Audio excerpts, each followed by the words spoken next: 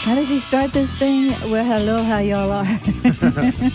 Except it sounds more elegant coming from you, though. Oh, thank you so much. I'm the one that they teased on the other side of the building for calling galoshes.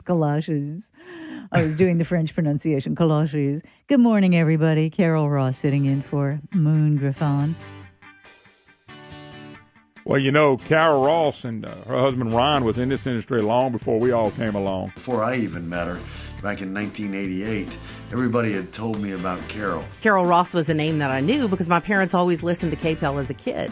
So I started on KPEL in 1967 as a copywriter because Ron Gomez, who was the station manager, saw my writing in the newspaper. I was writing a column for the newspaper. But then I really got into voice work, which was just serendipity that just came with it.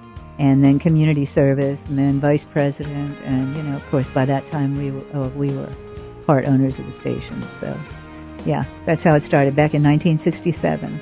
I think being a female in this industry and starting out in a newsroom is a tough thing for a woman, whether it's television or radio. You're expected to do so much, and maybe when Carol was coming up, I would suspect it was probably about 100 times harder than it is now for women. She's one of these women who has paved the way for myself and many of the other women that are doing broadcasting in this area across the state and now across the country. When you think about the ultimate broadcaster, in my mind, you don't think about the person who just had the best ratings or something. You think about the person that takes what we're given from the FCC, and that's a license to serve the public, and that's what she does.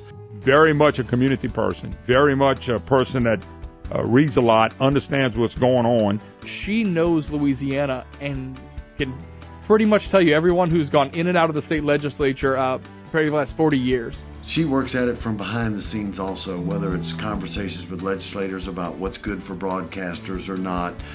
City council, she's always been involved in the community or different things that matter to people. You think Carol Ross is 35 years old with the most energy of anybody you ever meet. But the bottom line is that's a lady that brings it every day. Radio people are obsessive, if you hadn't noticed. You know, that's all we talk about. Huh, Brandon? That's all we talk about. Radio, media, advertising, politics. I mean, if you're in this business, you have to be well informed. You have to be well rounded. You can try and get away sometimes, and I think all of us have done something else at some point. We always come back. But we come back because it's in our blood, because you're that type person that you care. You care about what goes on, and you want to make a positive, good change. She's still doing that today. She just has the best voice. I mean, she could give you the worst news of your life, but she'd give you the voice. And it's the best news of your life all of a sudden. Tens of thousands of people met Carol Ross and only knew her voice, because she has this voice still to this day, has a voice that's so distinctive and so soothing that just was perfect. God made for radio. You know, a lot of my friends say, oh, I watch something in the morning. I got to see this show. I got to see that. For me, it's radio. I mean, that's where I get my news. That's where I get my information. The amount of knowledge that she has from the legislature, local government, even all the way up to national politics.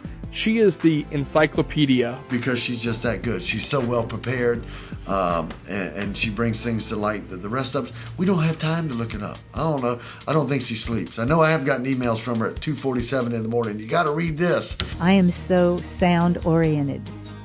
If we're someplace and there's music in the background, I'm picking up on that sound. Or if there are people talking about an issue I'm interested in, and I could be right here, but there's something going on over there, and I'm very sound oriented, and I think that's from being in radio for so many years. I think it's an awesome award for her because of what she's done in her whole lifetime. Whether it's been politically or just community service, Carol Ross has been helping people in this community for a long time.